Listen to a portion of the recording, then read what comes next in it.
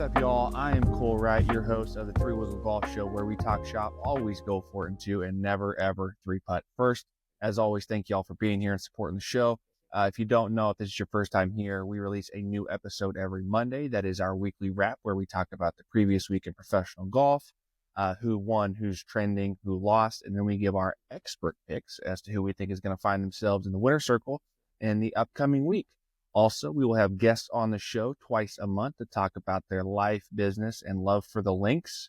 And the last thing I want to mention is just make sure you guys share the show. That really helps us grow it and, make sure we're putting out the right content that you guys want to see. The reviews and the shares really help. So without further ado, let's get into it. But before we do dive into the golf, it's NFL divisional football weekend. Let's chat it up a little bit, man. What did you think? Did you watch all the games yesterday and today?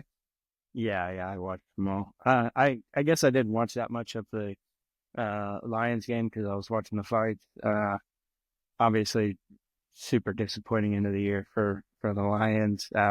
It kind of was the little thing rearing its head again for them. They just haven't played good defense for the majority of the year. And then your quarterback throws 3 or 4 interceptions, whatever he did. That's tough. You got to really kind of feel for Baltimore right now. I mean, they literally didn't punt a single time in the game, and you have a kind of fluke fumble when you're about to score, and then you have a fumble, at midfield, and then that pretty bad drop on that 2-point conversion there. I know, man. Mark Andrews just did not have his shit together tonight. I mean, granted that I don't remember who it was that made the defensive play and forced that fumble. Obviously on that huge offensive gain. But he hit him in the breadbasket on the 2-point conversion, and you got to convert. You know what I mean? So, yeah, that was hard to watch. Man, I never want to see my tight end running sideways across the field. Right. Good tight end, catch it and get upfield and maybe run through somebody. But I don't need you trying to run around like Zay Flowers or something like that. You just don't need that. For sure. Yeah, the Lions was tough, dude. Let's be honest. Like, Washington's good, and they proved that all season long. Like, Jaden Daniels is no joke, but everybody and their sister thought that the Lions are going to the Super Bowl. They're going to have a shot, and yeah, they just didn't hack it. Like you said, though, you made a good point. Their defense was kind of rough. Chiefs game, obviously that was a good one, but they just continued to do their thing. Patrick and Travis just went off doing their playoff magic, man. Yeah, good opportunities to make some money this next weekend. I'd probably be betting on the Chiefs if I'm going to be betting. Yeah. As much as it pains me. Yeah. If Buffalo had lost in the regular season, I'd probably put money on Buffalo, but I don't see him beating them twice in the same year. And the fact that he's 0-3 against Patrick in the playoffs. So yeah, I don't think they've got the team to do it. Yeah, I agree. And then Jalen Hurts. I don't know what to think about his little knee injury. Because if he's not 100%, they're probably going to get beat by a couple scores. That's an interesting dynamic. They definitely relied on him to run a little bit more this week than they have in the past. It's just, I don't know. He seems very hesitant when he does run. Like, he doesn't just run through contact or just slide way ahead of time. He just slows down before contact. And I think that really leads to a lot of, awkward positions, when you're getting tackled. So, yeah, I think, you hate to see a guy injured like that, but I just think he's almost in a weird headspace running the ball right now. Where if I'm the Eagles, I just don't. I just try not to have him run the ball. You've got Saquon. Yeah, if you really want to have animal. Yeah, if you want to have, the quarterback running that, you can probably do some wildcat packages, and I think he throws the ball fine, so you just kind of play a more basic offense and maybe don't use some of that RPO that they've been using. Right. Yeah. Well, championship weekend coming up. We'll obviously give a little bit of insight on that next weekend. But anyways, we'll move on to golf. American Express, dude. What did you think? Fun field. I mean, there was a lot of fun things happening this week, right? Blade Yeah. Brown. That's Yeah, that was a huge just talking point. yeah, really fun story. Kid's uber talented, and I think he's got a pretty good head on his shoulders to be able to do it. He comes from a very athletic family, right? Right. Kind of cool Yeah, two stories. pro parents. Yeah. Yeah, his mom hit the first ever 3-pointer in the WNBA. Yeah, I remember hearing that. Yeah, and that's how he got his last name too. Was his mom's last name? His mom's maiden name Maiden was name is Blade. Blades. Oh, Yeah, okay. and so his dad's like, yeah, first son's got to be named Blades, which is, I mean, an awesome name for a For golfer. a golfer. I know. It just rolls off the tongue too. Yeah, so kind of funny part on that. I was telling my wife how cool that name is, and she's like, yeah, and I was like, it's really fitting for golf too. She goes, yeah, I guess I could see that. I was like, why do you think it would be fitting for golf? Because he's gonna hate me for saying this because she goes, blades of grass. And, uh, I Oh my died God. laughing. Oh, that's incredible. Oh, I can't wait to clip that, and we might just tag her in the post.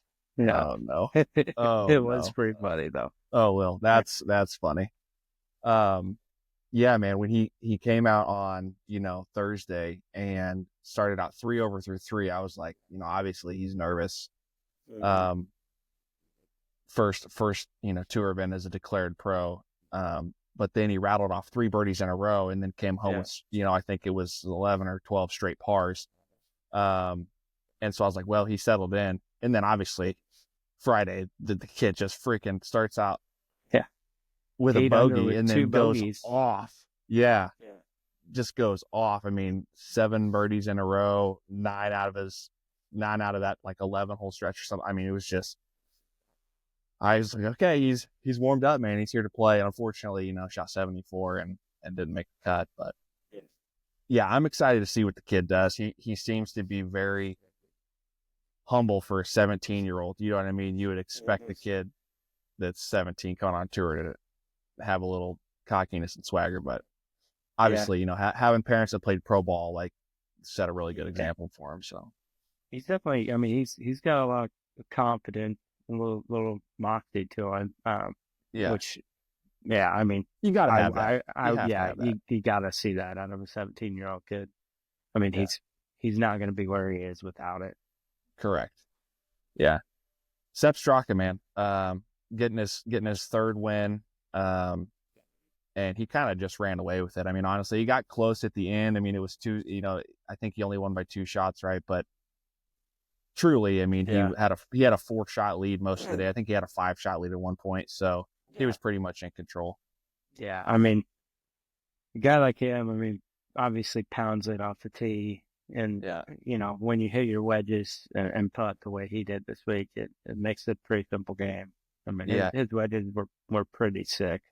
Yeah, last year he finished the season 40th in strokes gained approach. And so he's obviously, the upper echelon of proximity to the hole on tour. So you compare that with the fact that, he does pound it and he's an accurate driver. I mean, he finished last year 8th on tour in accurate driving accuracy. So you put those two things together, that equals just birdie look after birdie look after birdie look. And then he was rolling the rock. Putter hot. Yeah. So yeah, that was cool. Our picks flopped.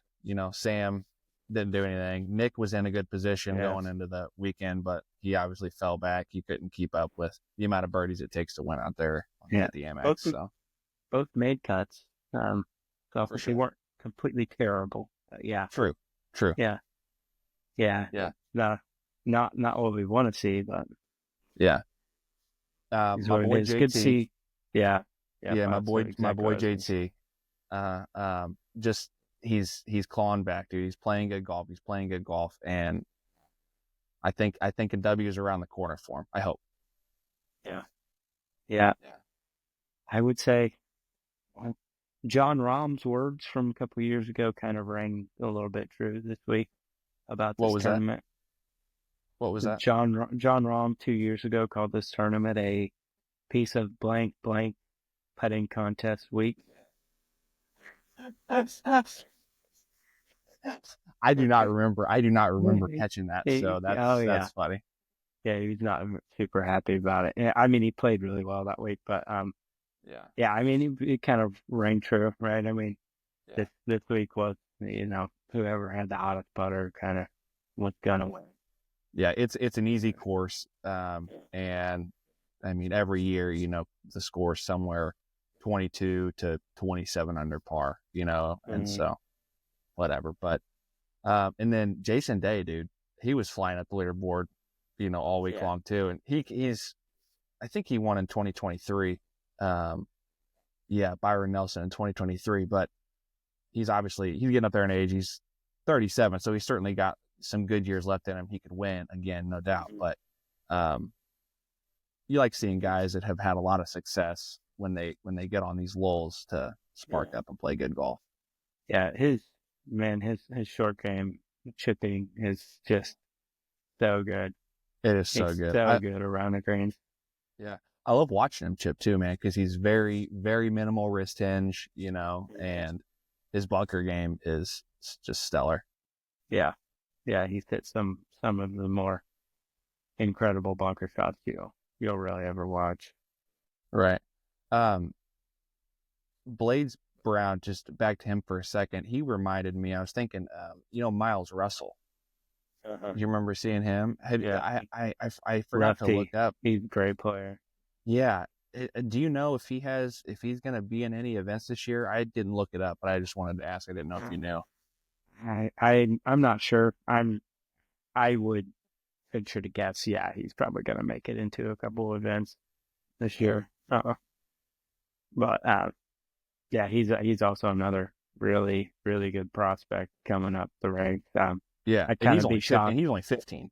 Exactly. Yeah, Right. I'd kind of be shocked if he didn't take same kind of route as Blades took here and be turning pro here in a year or two. But I know, I'm like, for as pure as that kid's swing is, as good as he hits it, as good of a player he is. I'm like, I get it. If you want to go to college, play 4 years of D1 golf, obviously he's already going to be, he could probably sign to any program in the nation that he wanted to right now. And they're going to make money too, with NIL. That's just it. So that's another thing where, maybe he doesn't because of that. I'm sure some college will throw a large amount of money at him to try to get him to come, but does that equal, if he makes a few top fives on tour? Seals the deal. Yeah. Fun week at the American Express. Everybody went super low, and anyways, on to the next week. So Farmers Insurance, Torrey Pines. It's a favorite tournament for pretty much everybody, mostly in part because it's at Torrey Pines. Yeah. We were talking about it before as we were prepping. I asked you who your pick was, and I had already written down mine. Yeah. Who are we going with? Yeah. So I would have gone with Ludwig Oberg. I think this week is probably one of 3 wins for him this year. I really think he wins multiple times this year. Yeah, I think he's the highest ranked player in the field too. Well, I don't know. Is Scotty playing? I didn't see him on the. No, I don't think so. I didn't see him on the field anyway. Right. So my next pick is I'm actually going to pick because I was looking at past winners here. Fun fact: Tiger Woods won this tournament 7. Yeah, it's one of those like handful of events where he's just dominated it many times. Yeah. So this guy I'm going to pick has won it twice. Can you maybe guess who?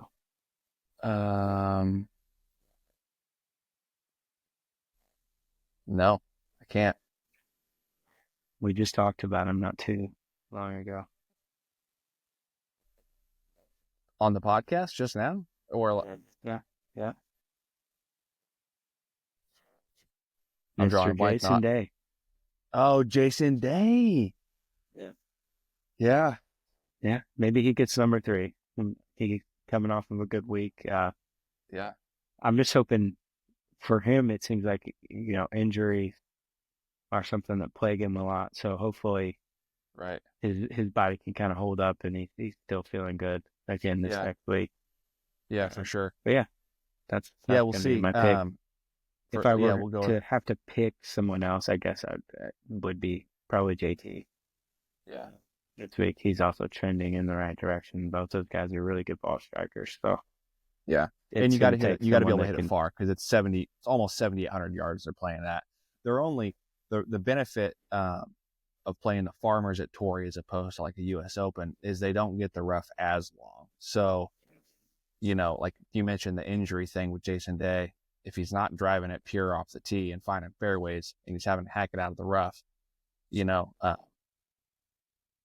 less wear and tear on his body having to grind it out of there. So yeah, we'll see. Yeah, I'm going with Ludwig, dude. I saw his name on there. He's really good and he hits it really straight as we were talking about. He's a great ball striker. So I don't anticipate the score probably being more than 15 or 16 under. Yeah, exactly. So yeah. You got Hopefully any get other? another. Hopefully get another bunch leaderboard like last week, man. Yeah. Last week would have been a more fun pod to do together. I know. I just was not feeling It's all good. up Yeah. to it. Yeah. Yeah, it's all good. You're exactly right. Like Max Homa's playing in it, so I'd love to see him, fly at the leaderboard. JT, Patrick Cantlay, there's some big names. Not everybody's, playing in it. I don't think Xander's playing in it. Rory's not playing in it, but Will Z, I think, is playing in it. yeah, I and he think just I had saw another his. good week. Yeah, another good week. Yeah, 4 He rounds under has. par. He's got one of my probably top 3 icks though in his golf game. You It's got his some putting, right? It's icks just, in golf. Yeah, is it his putting stroke? I just hate that putter. I hate the broomstick putters. I can't Yeah, me not too. stand watching someone that putts with a broomstick. A, they're just ugly, but B, I think it's like, I just think that it's wrong. Like, I think it's non-traditional. I think that everybody should just have a standard, putt it. 33 to 35 inch putter. Like, Mm-hmm. but whatever. The rules are the rules, Yeah, but it also seems like, yeah, and I could be wrong on this, but every time I've played with someone that has a broomstick putter, they take forever to. Really? Oh, it seems like they just take so much time over the ball in preparation for the putt. It's like, Yeah. I mean, if you're using a broomstick putter, you're probably a head case over your putting. Like, Yeah. no one probably just chooses, hey, I want to be a broomstick guy. Yeah. Like, they just kind of have to be, I guess. Right. Yeah, maybe so. Yeah, I don't know. I'm the same with you. I don't like it at all. I don't like the long putters like what Victor Hovland has. It's like halfway to a broomstick. You know what I mean? Like what Bryson had used for a long time, like all the way up his forearm. Yeah. Yeah, I don't like it. It looks weird. Yeah. Yeah. Right. Yeah. Yeah. So we'll see. Do I have any icks? Yeah. I mean, Give me your top 3 ick in golf of either just people you're playing with, stuff you see on TV. yeah. Could be things with their golf bag, anything. Yeah. I mean, first and foremost is slow play. That I'm with a pretty decent majority of people on that. I despise it. I think golf should be played much faster. I think there should be a shot clock. Like I think that it doesn't require that. Like you get up to the golf ball, you figure out what your target is, and then you figure out your miss. Is it left, right? Is it long or short? And then you pick the club that puts you into that window and you swing. Like it's not, Yeah. So that's probably the first thing. The second thing is, second ick, probably I don't know. I've never really thought about this before. You brought it up, and I'm like, I don't really know. But slow play is the first one that always comes to mind. Oh, I'll tell you what it is. And when you're playing tournament golf, and so you take a bogey or a double, and the person you're playing with speaks out loud to you, and they say, "So is that a 5 there? So is that a 6 there?" You know what it was. I know what it was. Shut the up. Yeah. Just shut up. We can all count, okay? Like you're just being a dick at this point. So that's my second one. Could be my first one. That'd been my second one. And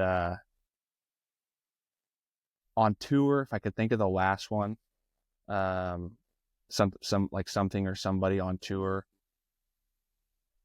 Honestly, man, the last few years it's been Willie Z's putting. Seriously, like his putting stroke is his stroke, because it's not even remotely close, like straightforward, straight back. Not that it has to be. Like if you have a toe balanced putter, right, it's a little bit of an arc. If you have a face balanced putter, it should ideally be straight forward, straight back. It's none of those. It's like a combination of both, and he like hits it off the toe most of the time. Yeah. I'm like, that. I don't know. Yeah, it's just whatever. But yeah, I would say that's probably it. Real quick, hey, just a quick pause. Make sure you guys go like, comment, subscribe at Three Wiggle Golf, YouTube, Instagram. Appreciate that. Anyways, yeah, man, those are my 3 icks for sure. You got any others that just stick out to you in your head? Yeah. I've got thought deep. Okay. So broomstick putters is definitely up there for me. Yeah. I can't stand looking at those. Iron covers. Fortunately, I don't see them a whole lot, but when you do, it's like, yeah, really, really don't like iron covers. And I'm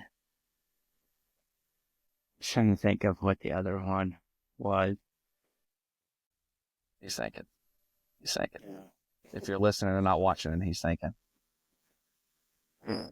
I can't even. You know what it might be for me? I was just gonna say that I thought of this as you're thinking is like, I understand honors off the tee and I get that, but I feel like ready golf should be implemented more often too. So like you get in the fairway and you're a yard or two in front of somebody and it's like, oh, you gotta go, and it's like, nah, just go, just hit the ball. That falls into probably falls under the slow play category, but yeah, I guess some for me is just maybe some of the I'm not a huge fan of like some of the informal golf attire that you see, like even on YouTube and stuff like that now. Like, what do you mean? Like some guys wearing like hoodies and stuff? Well, not necessarily the hoodies, because that's, when it's cold out, they kind of... You get it, right? Yeah. Now, okay, I got mine. An unorganized golf bag. I coached a girl. Yes. My 8th in college. She was my best golfer in college, statistically for sure. Her bag, I mean, she literally just threw her club in her bag. Wherever they landed was where they were. She had no organization to it at all. And then, if we're going to keep going, unclean golf club. Like, yeah, you don't clean your grooves on your wedges, like, or your irons. Yeah. Wedges and irons. Like, this game's really hard, and you're making it more difficult by not just cleaning your grooves. Like, it's a simple thing to do. Yeah. Yeah, I'm so anal about that, dude. I mean, every time you go out, it's like you got clean clubs, and then after you hit a golf shot, like you just clean it again. It's not that hard. Yeah, for me, after every golf shot, if it's remotely. Yeah, for sure. The disorganized golf bag though, that's real. Like my brother Logan, I literally, like, I jumped a shit about it like a year ago because he put his driver down where like your wedges go. You know what I mean? And 3-wood down there. And then I'm like, what are you doing? Like, this is not like a golf bag. Like, there is a way to organize a golf bag. Sure. you know? So no, I'm with you on that. I'm with you on that 100%. All right. So guys, we're gonna wrap this one up with a little bit of three wiggle wisdom for y'all. Spencer actually brought it up a few minutes ago. This is what I wanted to talk about, but was putting. He had mentioned, his ick was people taking too long to putt, and what I wrote down is if you do struggle with putting, maybe you are overanalyzing it. Maybe you're taking too long, possibly. Um, but I wanted to give you one little piece of advice I think would really help you. Make putting as simple as possible. Make it less cerebral, and do what you can to, you know, control the things you can control, and then let go. And so the thing I want to tell you to do is, if you are struggling with your putting, try to accomplish two things. If you can hit your start line for, successful putting comes down to two things. You have to read the putt correctly first and foremost, and then you got to hit the right pace. Now there's a little bit of, there's a little margin with that, because you can make a putt at, cup speed, or you can make it, with a foot or two of pace going past the cup and it still go in. Same with your line. You can have your ideal line, and you can hit it a little bit higher, a little bit lower that, and potentially still make it, depending on the pace. So what I would say is, if you struggle with putting, you could try this. Pick a spot once you read the putt from both sides of the hole, because you need to read the putt from both sides of the hole. Because you'd be surprised how more often than not, what you read from behind the ball doesn't match what you read from the other, from the cup side. So once you've read the putt and you have your line picked out, pick a spot 6 to 12 inches in front of the golf ball, and try to just roll the golf ball over that point right in front of you can see. The reason for that is, if you have a 12-footer and you have your line and you don't have a spot picked out, it's easier to hit a spot that is right in front of your golf ball that you can see, than it is to try and hit your spot up, a foot right of the hole, we'll say.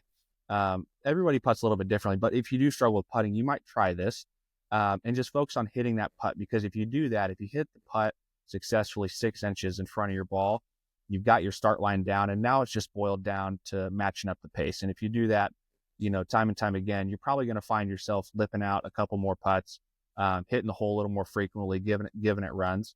And just so you know, that's also a really good thought that you might consider with your full swing. If you do the same thing with your shots in golf. I learned this from Rory, I don't know, 5 or 6 years ago, and it's something that I've implemented since then, and it's really helped me personally. So I just wanted to share that with y'all. Spencer, I don't know if that's anything you've ever heard or tried in your own game, but like I said, it's worked really well for me, and I hope that's something you guys can take and use yourself. So yeah, you got any thoughts on that? No, I would definitely reiterate that same deal. Whenever you got something to kind of roll it over that's in front of you, make it kind of an easier thing to, hit that one spot more consistently. And as you, start to do that, you're going to have more putts looking at the hole, at least. And then Sure. for me, speed is something that you kind of have to acquire it every day that you go out there. It's a little different, green to green. Yeah. Exactly. You kind of need to just go and, my putting routines usually to knock in probably 10 4-footers, just make sure this kind of strokes on, and then the rest of it is lag putting, giving myself 20 feet, 30 feet, even 10 feet, just making sure I've got pretty good pace on those. And I usually finish up my putting practice by setting, 3 balls, and it's kind of a tougher putt to maybe get down in 2, and, I got to get all 3 balls in less than 6 strokes, or 6 strokes or less, so that's two putting all of them. But yeah, I think a lot of becoming a better putter really comes with just practicing it. It's 100%. It's not the cool thing to do. It's not the fun thing to do. Everyone it's not sexy and flashy, and you want to go beat balls and get the golf swing working, but if you're not making any putts, it's going to be a lot tougher to score. And that's something I can take my own advice on. Really need to put more into that. back when I was coaching, my short game was a lot better then because I coached this, short game and, focused on getting the ball in the hole more. And so then I, in turn, would do that stuff, But yeah, I think really if you're trying to lower the scores, if you got the short game, when you're striking it well and you're getting up around those par fives and two, you're, making more birdies because you're getting up and down. Whenever the ball striking's off a little bit, you're making a few more pars because you're, getting a few of these, few balls up and down. And then, yeah, I mean, I think wedges is really just such a huge part of a good golf game. Yeah, 125 yards and in, man, is where the money's made. Yeah, I mean, it's just golf is so hard that you're not going to drive it straight every day, and there's going to be days that it's tough off the tee. So you just got to make sure that when you do have those wedge opportunities, like that's got to be the part of the game that really doesn't falter, right? I mean, that's got to be the part of the game that's dialed all the time, and that's going to, make your bad days a little bit better, and it's going to make your really good days really good. Really good. Yeah. So. Yeah. No, you were 100. Yeah, you were 100% spot on, man. It does you no good to, hit 18 fairways and 18 greens if you're going to have 36, 38, putts around.